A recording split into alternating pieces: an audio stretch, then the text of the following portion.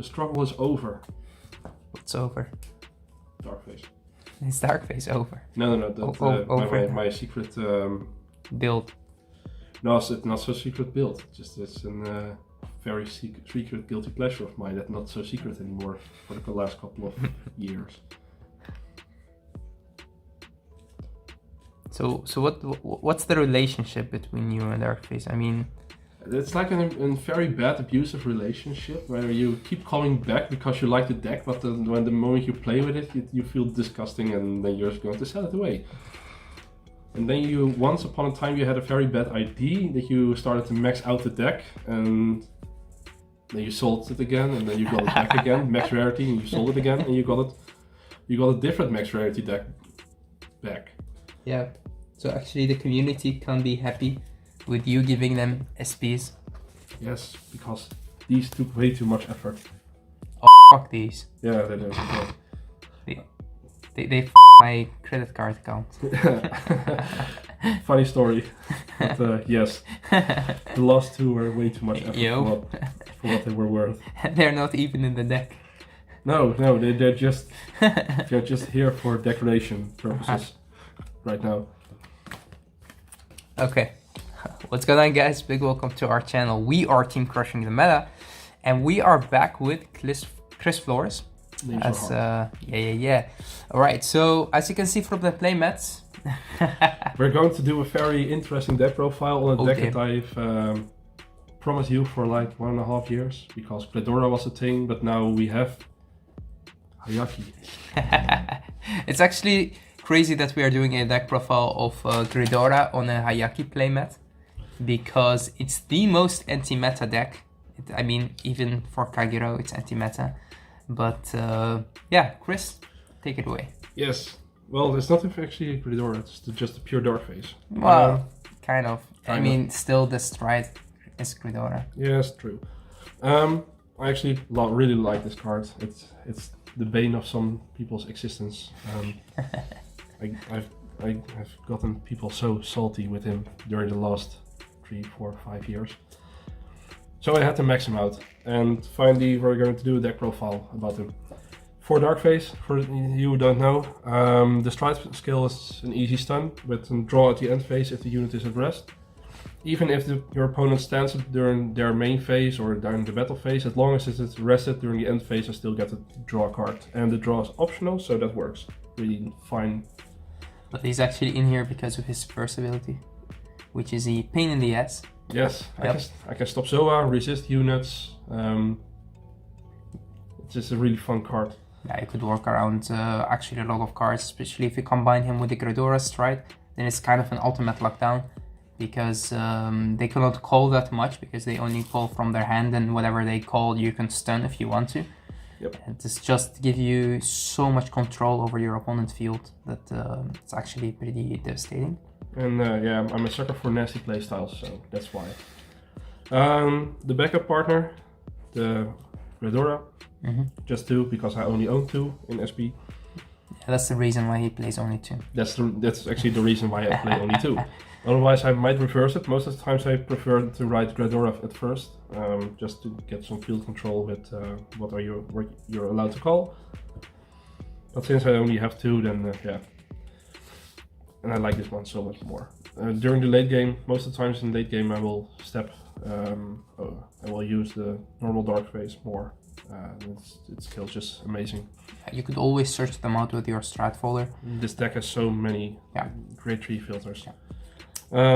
Next we have one Cyclomatooth, also an SP. The reason why he plays him? Actually, yes, because I don't actually know what to play next to it. I might reconsider the Restander grade 3, but the build is not really optimal for that right now. I played it during the qualifying season, but most of the times I got it into my hand and it wouldn't function as well as I wanted to. You don't want to ride into it because it doesn't have a marker. Yeah, it's a plain card if you have it in hand. It's only functional during the battle phase, and then you have to preserve it, and there's no other way of tacking the card back into the deck, so you have to gamble on the fact that you don't see it too often. And that's why you don't want to play a one-off And if you play more, then you don't want to draw into him, so it's kind of a dead card. And even if I draw into it, I can call it, I can use the ability to mill, gain power, critical, whatsoever. Other thing is, of course, we are giving you 2 deck profiles for Megacolony for premium. The first one is this one, which is more of a more control deck, and also could finish on multiple strides whenever we go to the G-zone. The second build that we will give you guys is more of a 0 damage build to kill with Zoa. So this build has the option to kill you on multiple strides, and that's why he plays cards like these, and also for more ultimate control. Yes. Up next we have 2 of the Ant Lions. Enough said actually. The fact that you can push for extra damage, you have a guard restrict on hand. Really nice. The new set didn't give me a lot of nice tools, but the few that I got were great enough to play. Antlion is good to play with Zoa, of course, for the that they cannot use Sentinels to stop him, but also to combine him with the strides like the new G-eara. That would mean that they would still have to guard a strong attack without using Sentinels, also without using G-guards, because they cannot G-guard. And if you combine him with the Phantom Black, then it would still be a pain in the ass for them to guard. It's an easy 50k with critical and guard restrict during the G-eara turns, and you can actually set this up with a few other cards in the deck. So this is it for the Great Tree line for now. I might change it around, I don't know. Haven't played in a while, so maybe if the meta shifts in a different direction, I might reconsider changing things up in the build. For the Great Twos, we have a very mixed package of the Bloody Hercules, the Leaf Cutter, and the 12k Beat Stick. Just for defense purposes I like it on Vanguard, but not more than 2, because of the fact that it's dead in your hand afterwards, and there are way better options in the deck to play on the rear guard after turn 2.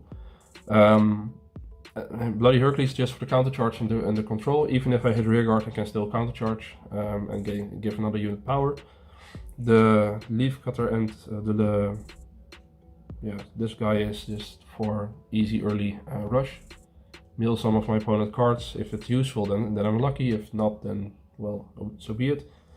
The fact that if they mill a grade 1 or higher, I can still draw cards, so that helps as well, because it gains 10k. So. Still, this gives you very good value for a Counter Blast and Soul Blast. Yes, and I don't mind the soul blasting in the early game phase, because of the fact that I can soul charge them into the soul with my next favorite card.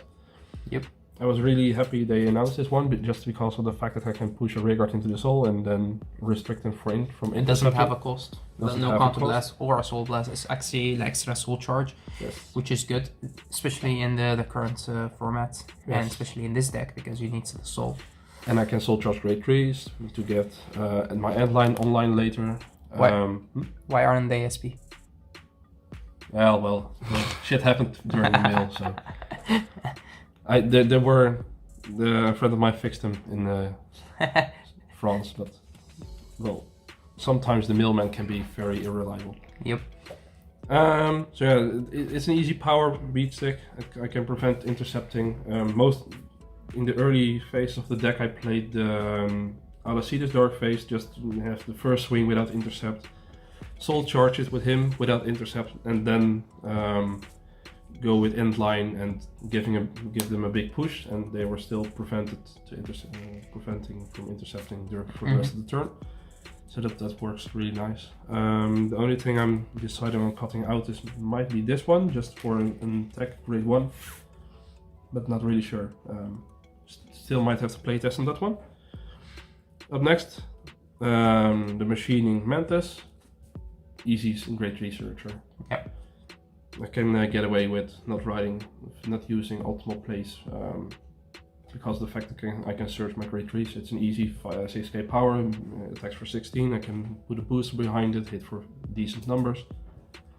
Just an easy early game card. Right, for the great ones. Yes, for the great ones. 1 Phantom Black in combination with Endline, just a really solid killer move. The discard is sometimes annoying, but oh well, you deal with it. Then my next card is the Brawny Jerk. I actually kind of like this one because of the fact that whenever I'm trying to push for damage and my opponent has a huge hand, it gives me an option to pitch dead cards in my hand for my opponent to forceful discard another card. It can really help to get my opponent's cards to low hand size into the range that I like it a lot more. The soul charging ability is also nice because of the fact that I can soul charge again when a grade 1 or higher is revealed during the mill. So most of the times it's just a free mill for nothing and 6k power boost. Then he hits for decent numbers, so that works. 3 of the... I'm not even going to try it right now. I play it as a solid booster, 10k, going into soul, draw a card. It's just pretty nice. Just give you the... He also clears the field, so that's good against some cleanse, but also gives you the soul and give you a draw, so that's good. The power is also nice. And mostly here because of the soul charge. Darkface acquires sometimes a lot of soul charging, so I kind of want to have the option of having it. And the fact that he pays for itself is very nice. Up next I have the Hornets. Solid enough. First right target, attack, hit, search. If I hit it, I can add it. If I don't, then oh well. It's a soul charge and a grade 3 searcher. Yes. Only on rearguard is it the soul charger, but even... Well, on Vanguard it's free. On Vanguard it's free, but sometimes I don't mind the fact that it's a soul charger. Yeah. Final grade 1 are the stride folders. Yeah, especially because you play 2 different Darkfaces in this deck, it's good to have the option to go to which one you want. If I don't have a Gradora, I can search it out. It gives me enough tools to play with multiple grade 3s within the deck. For the trigger lineup, Fairy, standard, crits, and 8 crits, 4 draws, and 2 different types of heals. Understandable. It's really good to get the soul charge or the counter charge in this deck, and normally you could just G-guard. So in G-guards for Megacolony it could be sometimes very strange. You're pushed into playing G-guards that does not really have that high of a shield value, but could be very irritating for your opponent to deal with. It's a bit of the same as the Nubatama G-guards. Yeah. The best time to use them is at suboptimal moments. So normally you just use them for just the flip the G. Yes. Starter, because starter reasons. And we didn't get another arts. Yeah, we didn't get a different starter, so... For the G-zone, we have 4 Gradoras. Yes. Perfect. Just a very solid card. I really like it. What this card has, I always say it, it has hidden powers. The thing is that your opponent forget most of the time, or also when people talked about this card and which is the best card in the premium collection, they forgot that this card also stunned the Vanguard. And also your opponent cannot G-guard, because G-guard is also calling not from hand. So that's something that's very important. And if your opponent cannot ride, then they pretty much have to stride, but then their Vanguard is like this. So sometimes we forget it during games. Yep, but still it's actually a bitch move, because your opponent would need to rewrite each time into a different grade 3, and in premium they don't want to do that. So combining her with also her second ability to give you kind of a multi-attacking options could be very strong. But especially the thing is that your opponent always forget that they cannot G-guard and their Vanguard does not stand. 2 things that are, does make this card very good. Yeah, the funny thing is, the moment that Overwhelm was announced, I was actually kind of disappointed by the skill, because of it didn't give me any stuns, and I wanted to have a way of utilizing the second ability of Darkface, the GV2 stun ability, with something that can stun for me. And finally we got it. So that makes the deck very much more playable. That's why I call it the ultimate lockdown. If you combine these 2 cards, then your opponent Even if they call from hand, you can stun them, and they could keep call from hand, and you could keep stun their rear guards. But pretty much, that's just a very stupid move to do for them. But yeah, next up, 3 Overwhelm. Most of the time, you just play 2 and 1 for the flip of the Gridora Queen. Depending on the matchup. Depending on the matchups. Most of the time, this is your first stride, second stride, and then lockdown mode. Yeah.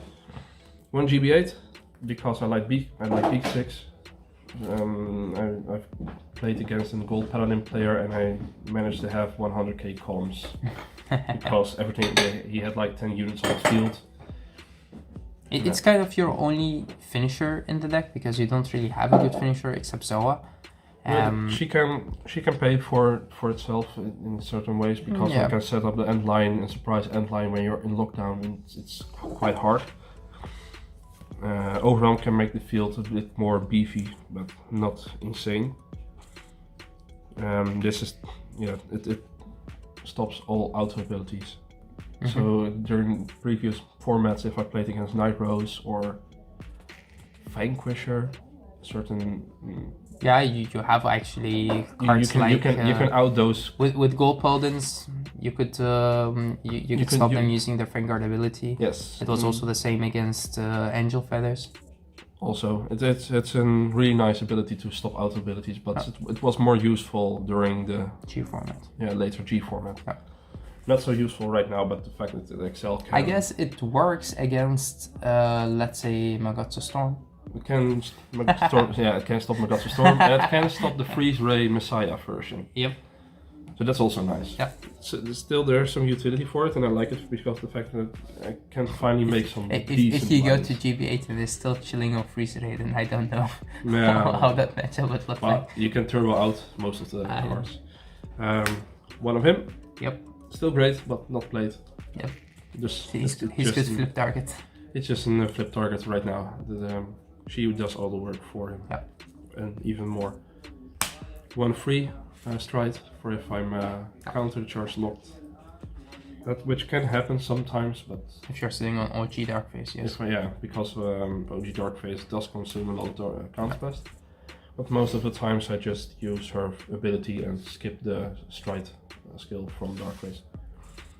1 Zoa because I like to have options. Yeah. Quint at 9 is fun, but never succeeded to win a match with Zoa during the last format. Okay. For the G Guardians, 1 Gleam. I like to have a filter. 1 of her. She's amazing in my opinion. Just to give my opponent an suboptimal choice. It's either way I win. If they don't rest it, then I can counter charge, soul charge, something that's really handy during later stages. This is actually a card that wins me so many games because she enables your Zoa, especially when you guard with her. You flip something, so you already have more G-zone, but most importantly, the counter charge and the soul charge. And most draw card. And most people forget that, you could counter charge only 1 with Zoa, then you use cards like these, and then you counter charge the second time. And this in combination with your heal triggers is a quick counter charge. This is also counter charge too. Yeah. Even when they are resting 2 units, it's still a win for me, so I don't have to guard as much. Up next, the Guildford. Never played it actually. No. It's only in Excel matches it's really handy, but even then. Thinking about taking her out. Because I might bump it up for another one of her or another Cradle I Mental do play G-Guardian. the Cradle Mental G-Guardian, yeah. Finally to her. It's a solid 30k,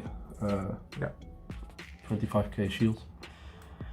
It's the would have liked easiest it more one to power up. Yeah, I would have liked it more if she was in 41k shield, but well, you can't have everything, so. No, at least she is 30. She's the first one to hit 36 without any hard restrictions like counterblasting or something else. I would have liked it more if she had the power increase, but well, she doesn't. At least a 5k. Yeah, at least a 5k, because even when your opponent is resting 2 units, they still have to... Yeah, you still have to give up more shield value. Yeah.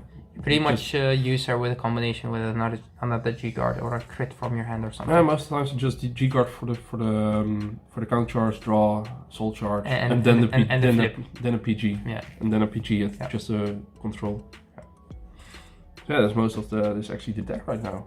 Alright, then thinking about this deck and thinking about the 0 damage build, why do you prefer to play this deck? I mean, we know that you like the original Darkface more, that's why also you built a deck like this, but why do you prefer this build and not the build that is more committed on this all-win? I like it more because I can have more plays. I find the 0 damage build is really it's one-trick pony. It's indeed a one-trick pony. So if you are bricking, then you auto lose actually. And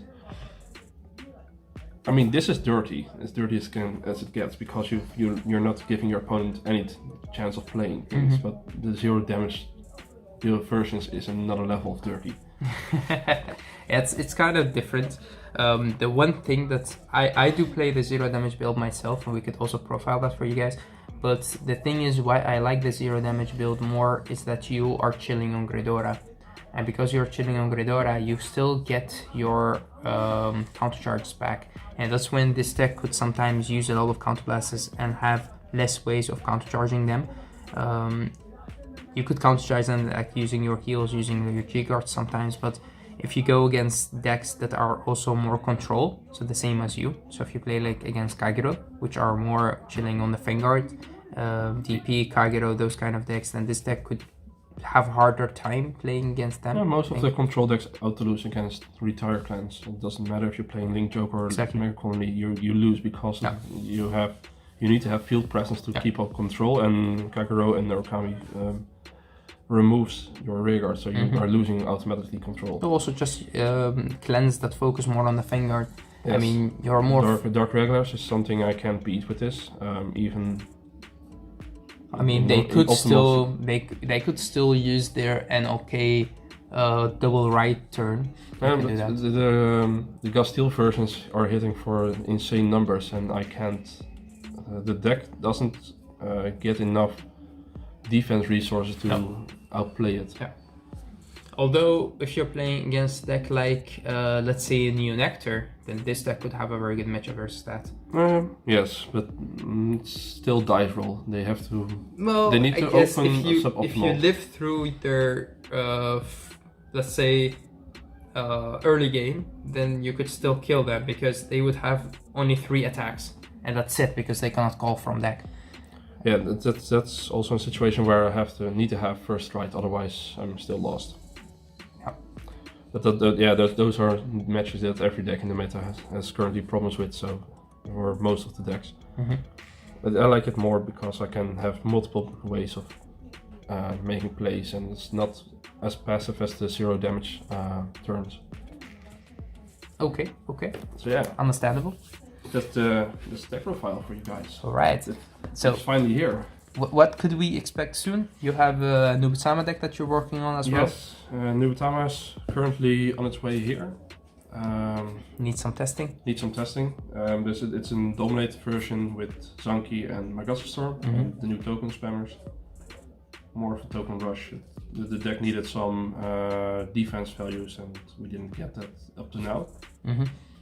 So I'm still going to playtest that. And standard Hanzo will be up next afterwards, and might build a just for the giggles. Sure. Alright guys, thanks for watching. See you next time. Till next time. Bye bye.